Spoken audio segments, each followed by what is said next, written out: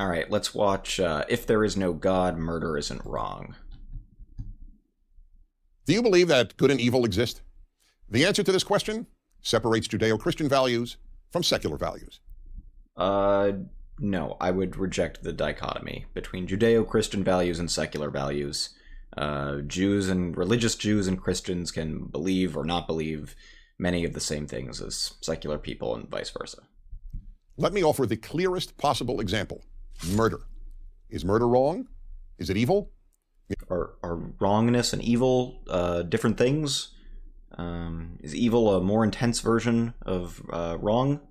Why would I care about the difference if so? Nearly everyone would answer yes, but now I will pose a much harder question. How do you know? I'm sure you think murder is wrong, but how do you know? If I asked you how you know that the Earth is round, you would show me photographs from outer space or offer me measurable data. But what photographs could you show? What measurements could you provide that prove that murder or rape or theft is wrong? The fact is, you can't. Okay, there's a few things wrong with this. First, we would never use the standards of empirical science to determine what the moral facts might be, if there were any moral facts. The fact that you can't measure morality does not imply that there couldn't be, like, moral facts. For an example of this, just look at, say, mathematical facts, which you cannot detect empirically in the world. There's something that we would know about a priori by virtue of certain definitions of terms. So we can't rule out moral facts just because we can't observe them empirically. Secondly, we don't even need to assume that there is any objective morality in order to think within a certain framework or believe within a certain framework that morality is or that murder is wrong, right? If you say, well, I value my own autonomy. I see no reason why other people's autonomy would be worth less than my own. Therefore, I must necessarily value other people's autonomy. Therefore, not murder them. There, you could derive the fact that murder is wrong deductively from within a particular framework without having to assume that it is wrong by virtue of some fact about the universe. Again, that doesn't mean that there couldn't be some moral fact, but I don't think anyone here cares about moral realism, so we're not going to go into that. Okay, let's see what they say. There are scientific facts, but without God, there are no moral facts. Why? In a secular world, there can only be opinions about morality. They may be personal opinions or society's opinions, but only opinions. Every atheist philosopher I have read or debated on this subject has acknowledged that if there is no God, there is no objective morality. That's not true. There are a lot of secular philosophers who argue for an objective morality that can be known a priori. Kind of as I alluded to, usually the argument for this basically just involves like showing why like defeaters for objective morality don't actually succeed, i.e. the fact that empirical facts can't give you moral facts doesn't mean that there couldn't be moral facts by analogy with mathematics and other a priori knowledge. But I don't know if we have to go into that in order to respond to what is going to be said about God here. Judeo-Christian values are predicated on the existence of a God of morality. In other words, only if there is a God who says murder is murder wrong. Otherwise, all morality is opinion. So wouldn't this just be the opinion? So wouldn't morality in the Judeo-Christian framework just be the opinion of some God? I mean, it depends on how you... Like, there is an argument for this, but it depends on how you conceive of God. If you conceive of God how I think these people conceive of it, right, as just the most powerful guy among a bunch of guys who tells everybody what to do, then either it's just one person's opinion, right, the most powerful person, God's opinion, so it's not objective morality, or there is some objective morality that God knows about, right? Maybe you could say, well...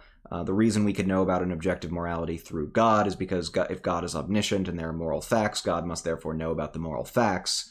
But then there would be an objective morality outside of God to which God is appealing to get, his knowledge of morality, and then we're getting it through him. Of course, not to mention the fact that we have to assume the existence of a God in order to be able to do this, which seems no more to be able to be justified without reference to a prior existing belief in God than the belief in morality. The entire Western world, what we call Western civilization, is based on this understanding. Now, let me make two things clear. First, this doesn't mean that if you don't believe in God, you can't be a good... the Western civilization meme again. Okay. ...person. There are plenty of kind and moral individuals who don't believe in God and Judeo-Christian values. Oh, so then what are we arguing for then? But the existence of these good people has nothing to do with the question of whether good and evil really exist if there is no God. Second, whether good and evil really exist. Well, no, because even if knowing God was like a good strategy to getting to know the morals would still have to pre-exist God in order for them to be objective. Otherwise, they're just the opinion of God. There have been plenty of people who believed in God who were not good people. Indeed, more than a few have been evil and have even committed evil in God's name. The existence of God doesn't ensure people will do good. I wish it did. So then what's the point of any of this? The existence of God only ensures that good and evil objectively exist and are not merely opinions. Without God, we therefore end up with what is known as... It doesn't do that. Moral relativism, meaning that morality is not absolute, but only relative to the individual or to the society. Without God, the words good and evil are just another way of saying I like and I don't like. If there is no God, the statement murder is evil is the same as the statement I don't like murder. Well, why isn't that just what you're why isn't it just isn't morality just God saying I don't like murder? Isn't that the whole idea behind Judeo-Christian morality, right? Or should I continue using this word Judeo-Christian? Is this really an academic term? Whatever. Isn't that the whole idea behind like the 10 Commandments? Is God this person who flies around the sky, says, I don't like this, I don't like this, I do like this, don't eat shellfish, do have heterosexual sex, like... Now, many will argue that you don't need moral absolutes. People won't murder because they don't want to be murdered. But that argument is just wishful thinking. Hitler, Stalin, and Mao didn't want to be murdered, but that hardly stopped them from murdering a... Wait, I thought you just admitted that there are plenty of secular people who do follow that. So the fact that there are also people like Hitler, Stalin, and Mao who don't care about not murdering because they might be murdered. Incidentally, some of them were murdered. Hitler was murdered. I don't remember about Stalin and Mao. I don't think they were murdered. I mean, it would have been good advice too, though, right? Like, also, these people lived in quote-unquote Western civilization, so clearly nothing that we're talking about has any impact either way on whether or not people are moral in these societies. Looks like it can go either way. Million people.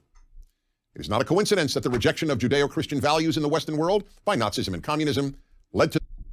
I think Nazism did cloak itself in a Christian aesthetic. Obviously, Soviet Union did not. But again, none of this is relevant to... I thought we were talking about whether or not God means that there's an objective morality or an objective morality requires God. How did we get to believing in God keeps you from killing millions of people? I thought we acknowledged earlier in this video that those were two separate questions and that you can act like a good person even without a belief in objective morality. I thought that was acknowledged. The murder of all these innocent people. It is also not a coincidence that the first societies in the world to abolish slavery, an institution that existed in every known society in human history, were Western societies rooted in Judeo-Christian values. Didn't they also have slavery and justify it based on the Bible?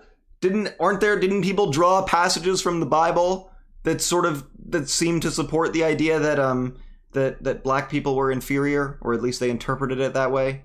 What are we talking about? Okay. And so were the first societies to affirm universal human rights, to emancipate women, and to proclaim the value of liberty. None of those things PragerU cares about. PragerU is not for the emancipation of women or for universal human rights. I would question whether or not they would really be for abolishing slavery. Today, the rejection of Judeo-Christian values and moral absolutes has led to a world... Not the same thing. ...of moral confusion. In the New York Times in This has not been established. March 2015, a professor of philosophy confirmed this. He wrote, "What would you say if you found out that our public schools were teaching children that it is not true that it's wrong to kill people for fun? Would you be surprised? I was." Are we going to find out who this person is? What would you say if you found out that our public schools were teaching children that it is not true, that it's wrong to kill people for fun? That it's not true? Well, look, I mean... If you believe that there is an objective morality, then we would have to decide whether it would be true or not, right? As a fact of the matter. But if you don't think that there's an objective morality, then what we're probably doing, I don't know about this. I want to hear if there was a professor who said that it's okay to kill people for fun, or you should kill people for fun, like told that to people. That would be interesting to me. This sentence is honestly too convoluted for me to even figure out, and I don't know enough about the framework. Anyway, I've paused it for too long to read this. The professor then added, the overwhelming majority of college freshmen view moral claims as mere opinions. So then, whatever you Okay, so most of them are not moral realists, right? Maybe? believe about God or religion, We've already acknowledged that you could act like a good person and not kill people, even if you're not a moral realist. Jesus. here is a fact. Without a God We didn't find out who the professor was. who is the source of morality, morality is just a matter of opinion. So, if you want a good world, the death of Judeo-Christian values should frighten you. I mean, still none of this has established the existence of God, right? Don't we need a separate video establishing that there is such a God? Otherwise this is a video arguing for moral relativism. I'm going to go search through their history, see if we can find what they have as far as belief in God. If it turns out it's just a matter of faith, then in light of that, then this video can only be interpreted as an argument for moral relativism. Or, yeah, for moral nihilism. Because they've said, no, there could be no secular objective morality. I'm telling you that there could be. There are arguments for such a thing. Oh, maybe I have to do a video on that too. Oh my god. I'm Dennis Prager. Okay. This is done.